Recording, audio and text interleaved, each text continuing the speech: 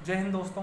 मैं आशुतोष त्रिपाठी आज आपके बीच उपस्थित हूँ। आज कल सबसे बड़ी समस्या बन चुकी है हम स्टूडेंट्स के लिए रोज़गार की। आज मैं अपनी दास्तां आप लोगों के बीच रखना चाहूँगा। मैं साल 2013 में उत्तर प्रदेश पुलिस में लगभग चयनित हुआ था। मतलब अभी तक के पुलिस इतिहास में उसी वर्ष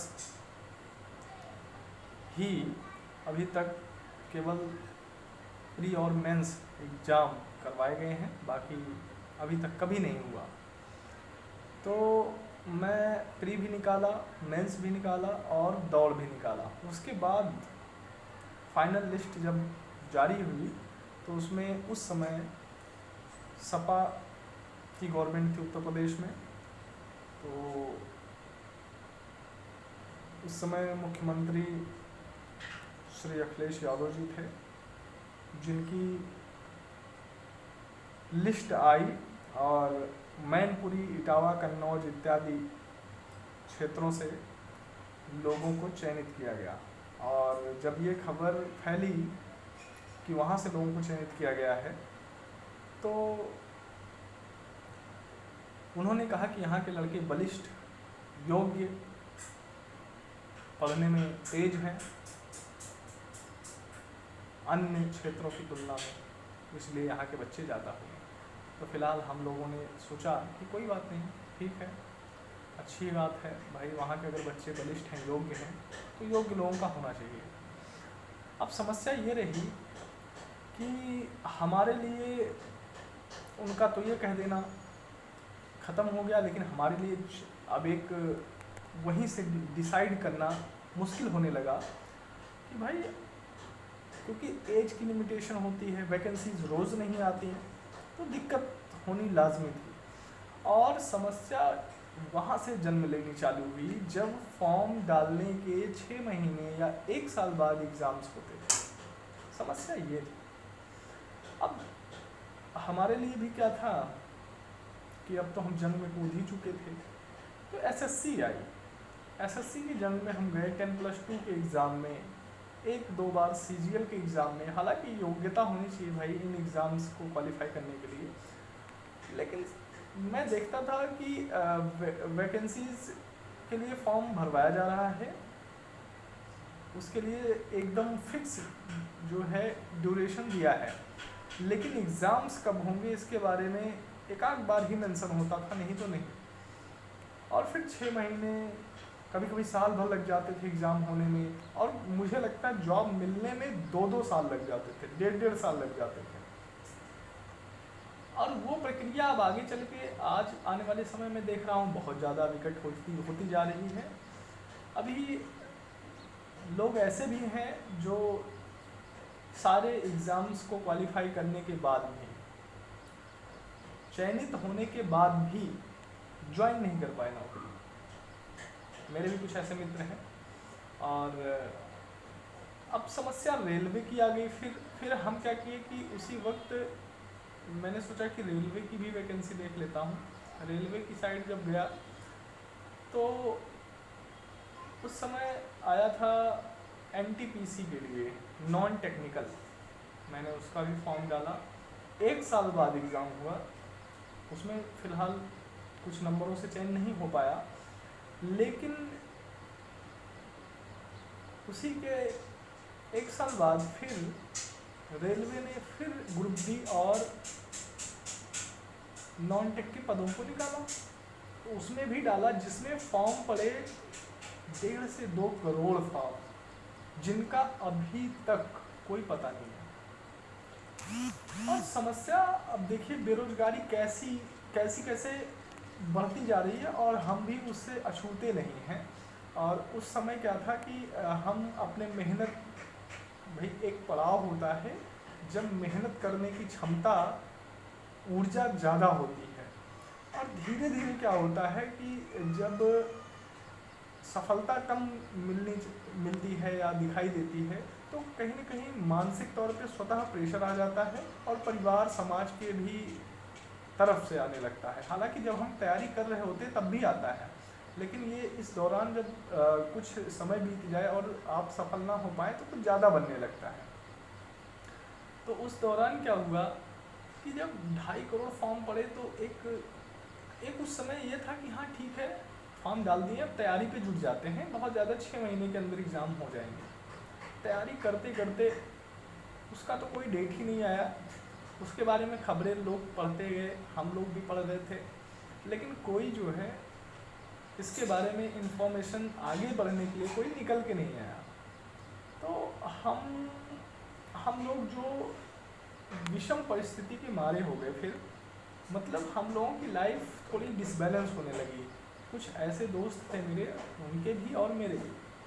अब समस्या क्या था कि वे बड़े थे, जैसे कि मैं भी हूँ बड़ा, और मेरी भी परिवार में मतलब मैं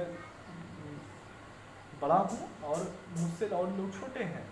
तो अब मेरे लिए समस्या क्या हो गई कि भाई, क्योंकि मैं किसान का लड़का हूँ और खर्चा दे पाने में मजबूर पिता ये चाहता है कि लड़का जब योग्य होने लग जाए, मतलब जब थोड़ी बहुत पढ़ाई भी कर ले और शारीरिक तौर पर भी कमाने में कुछ सक्षम हो जाए, तो पिता प्रेशर ये करता है कि भाई मेरी जिम्मेदारियों को थोड़ा बहुत हल्का करो और परिवार को जिससे थोड़ी सुविधा हो सके।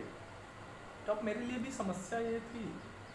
और मैं आपको बता देना चाहूँगा कि मैं ननिहाल में रहा हूँ। ननिहाल भी मेरा मध्यम वर्गीय है और वहाँ भी समस्याएं, क्योंकि एक अगर कमाने वाला है तो लोग पढ़ने वाले ज़्यादा हैं और घर पे भी कुछ बीमारियाँ भी रहती हैं। इस बदलते समय के अनुसार जो है बीमारियाँ हर घर में लगभग आ चुकी हैं। तो कहीं ना कहीं वहाँ भी प्रेशर बनना चालू हो गया कि कुछ ना कुछ जो है अब कर लेना चाहिए, क्योंकि समय एक एक साल ऐसे ऐसे गुजरता चला जाएगा तो वो अच्छा नहीं है। तो मैंने भी सोचा हाँ ठीक है। अब देखिए एसएससी से भी कंडीशन उधर भी ख़राब और यहाँ भी ख़राब, समय बर्बाद होता चला गया, धीरे धीरे एज भी बढ़ती चली गई और जनरल कैटेगरी में आने के नाते समस्या ये होती गई कि हमारे लिए एज की बाउंडेशन जो थी वो लिमिट हमने क्रॉस कर लिया, मतलब हमारी योग्यता भी फॉर्म के लिए ख़त्म होती चली गई। अब क्या था कि अब हमको मजबूरी में कुछ ना कुछ करना ही था, तो हमने क्या किया कि डिप्लोमा के लिए अप्लाई किया, बायोटेक के लिए, क्योंकि मैं साइंस बैकग्राउंड का था। तो मेरी 91 रैंक आई ऑल यूपी में, तो मुझे गवर्नमेंट कॉलेज मिल गया और मैंने वहाँ से अपना बायोटेक कंप्लीट किया, मेडल मिला मुझे वहाँ पर। तो उसके बाद मैंने अब प्राइवेट सेक्टर की ओर रुख किया। अब प्राइवेट सेक्टर का भी हाल आप देखेंगे सुनेंगे। तो मैं दरअसल हमारे यहाँ बायोटेक करने के बाद आप फार्मा में भी जा सकते हैं, या सीड इंडस्ट्री है, फर्टिलाइजर्स इंडस्ट्री है, या ग्रीन हाउस इंडस्ट्री है, इन सब क्षेत्र में भी आप जा सकते हैं आराम से। तो मैं फार्मा को प्रिफ़र किया मैंने, क्योंकि मेरे फ्रेंड एक आध दो लोग पहले से भी थे। तो मैं गया तो उत्तराखंड रुड़की, वहाँ पर इंटरव्यू दिया। तो हमारी जो सैलरी थी वहाँ पर स्टार्टिंग के लिए वो 8,500, 8,500। तो इतने में यदि आप वहाँ पे जॉब करने के लिए तैयार हैं तो आप जॉब कर सकते हैं। अब मजबूरी थी हमारे लिए भी, हमने सोचा कि भाई यही काफ़ी है, अभी तो शुरुआत है, एक्सपीरियंस हो जाएगा तो कर लिया जाएगा। फिर उसके बाद देखते गए लोगों के एक्सपीरियंस मैंने लिया वहाँ पे सीनियर्स के। तो एक साल में 1,000 सैलरी इंक्रीज़ करती थी, ऐसा कुछ कंडीशन था। उसी बीच मेरी थोड़ी तबीयत ख़राब हुई, मैं वापस आ गया रिटर्न। फिर मैं देख रहा हूँ कि कंडीशन आ गया कोरोना का और ये पूरा वर्ल्ड इससे तबाह। अब कंडीशन क्या है कि जो फॉर्म वगैरह पड़े थे उनका तो कोई नाम निशान नहीं है। और मुझे याद है मैंने 2016 में 2-3 फॉर्म ऐसे डाले थे जिनका पेपर आज तक नहीं हुआ है। जैसे समीक्षा अधिकारी का अभी मेरे पास अब की मंथ में मतलब अगस्त में मेरे पास इसके लिए सेंटर चूज करने के लिए ऑप्शन आया। सोचिए 2016 की वैकेंसी चौथे साल, आपकी बार चौथे साल उसका एग्ज़ाम कंडक्ट करवाने का प्रयास गवर्नमेंट का। तो ऐसा है।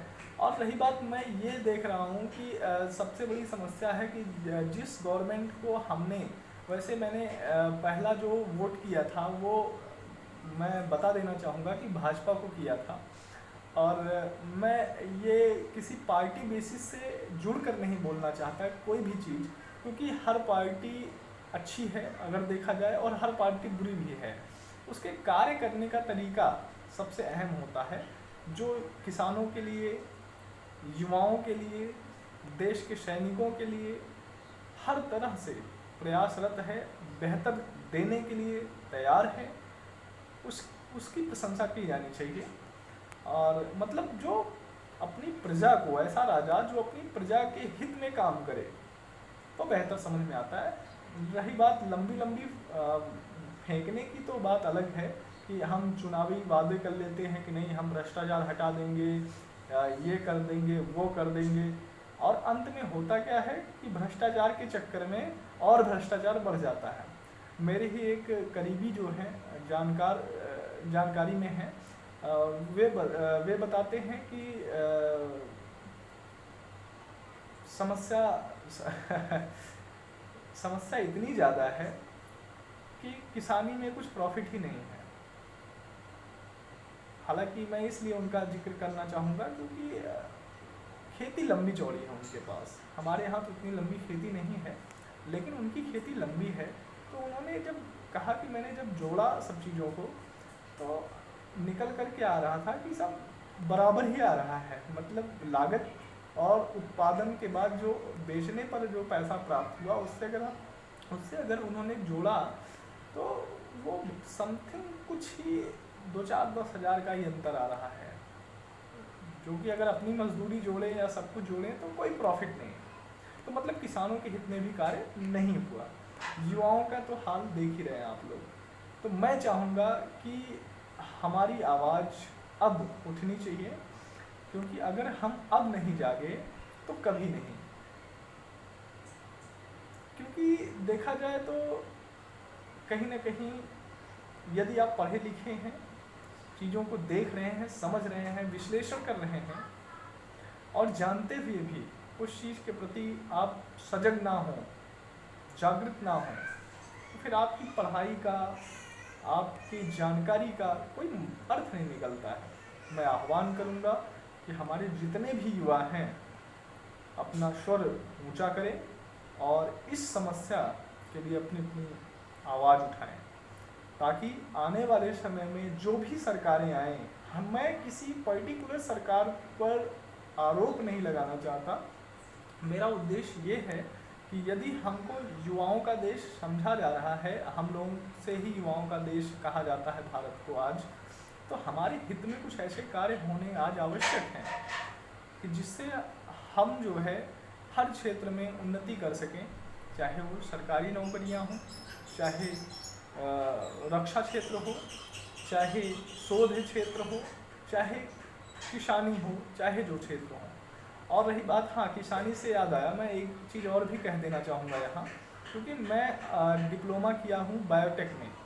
तो हमारे यहाँ इसके बाद आप ये भी एक बिजनेस भी कर सकते हैं, ऑर्गेनिक फार्मिंग का बिजनेस, क्या खेती है वो एक तरीके से, तो उसको बिजनेस के तौर पे भी कर सकते हैं। तो आप उससे लोन भी ले सकते हैं बैंकों से। तो उसमें क्या होता है कि आप लोन लेके पॉली हाउस लगा लीजिए और फिर सब्जियों का या फलों का या फूलों का उत्पादन आप करके, अच्छा उत्पादन होता है और इसमें कुछ फर्टिलाइजर्स का यूज़ नहीं होता, उससे आप अच्छे से कई गुना ज़्यादा पैदा करके और मुनाफा कमा सकते हैं। तो मैंने सोचा कि लाओ देखते हैं, इसमें भी हाथ आजमा लें ट्राई कर लेता हूँ। तो मैं बैंक गया तो मैंने इसके लिए लोन के लिए बात किया। तो उन्होंने पूछा कि क्या काम करना रहेगा। मैंने कहा कि सर ऑर्गेनिक फार्मिंग करनी है। तो उन्होंने कहा आप बिजनेस स्टार्ट करो और नहीं, उन्होंने पूछा रजिस्ट्रेशन है क्या, मैंने कहा हाँ सर अभी तो रजिस्ट्रेशन जारी है, प्रोसेसिंग में है। तो कहा उन्होंने कि रजिस्ट्रेशन करवा लो और बिज़नेस चालू कर लो, सब कुछ जब बढ़िया से चलता रहेगा तो हमारे बैंक से लोग जाएंगे, विजिट करेंगे, और जब आपका देखेंगे टर्नओवर सब कुछ अच्छा चल रहा है तब जाके लोन पास होगा। अब सोचिए आप लोग, समस्या ये है यहाँ कि यदि मेरे पास पैसे ही होते तो मैं बैंक क्यों गया होता। और फिर सरकार की तमाम स्कीमें आती हैं कि बिना गारंटी का लोन, बिना ये बिना वो, आसानी से लोन प्राप्त करें। सब कहाँ है भाई, मेरे समझ में नहीं आता। अगर आप कागज से उतरकर ज़मीन पर जब जाएंगे तब समझ में आता है कि भाई हकीकत कुछ और है। ये तो उन लोगों की सेवा है जो लोग, जिन लोगों के पास ऑलरेडी पैसा है। मेरे ही गांव के जो लोग सक्षम हैं, जिनके घर में सरकारी नौकरियां हैं या और हैं, चीज़ें डेवलप्ड हैं वो, तो उनको बैंक वाले पहचान भी लेते हैं आसानी से, जल्दी से, और वे लोन ले लेकर अच्छा खासा घर बनवा लेते हैं, ट्रैक्टर खड़ा कर लेते हैं, सारे संसाधनों की आपूर्ति कर लेते हैं लोन से। लेकिन एक अगर थोड़ा सा कम पहुंचा हुआ आदमी, उसके पास पैसे ना हो, अगर यदि वो जाता है किसी भी मदद के लिए तो उसके लिए कोई रास्ता नहीं, कोई विकल्प नहीं, कोई सुनता नहीं। बहुत बड़ी समस्या है आज भी। तो ये झूठे वादों से और सच्चाई को आप जब देखेंगे तो आपको पूरा अंतर नज़र आएगा। और मैं ये चीज़ स्वयं जो है देख चुका हूँ और झेल चुका हूँ, इसलिए मैं आपको आपसे शेयर करना चाहता हूँ। आज ये युवाओं का जो देश कहा जाता है, युवाओं के साथ ऐसी समस्या है। आशा करता हूँ आप सभी को चीज़ें समझ में आई होंगी, आप इस पक्ष में ज़रूर आएंगे कि युवाओं के लिए कुछ बदलाव आवश्यक है। तो जय हिंद, जय भारत, धन्यवाद दोस्तों।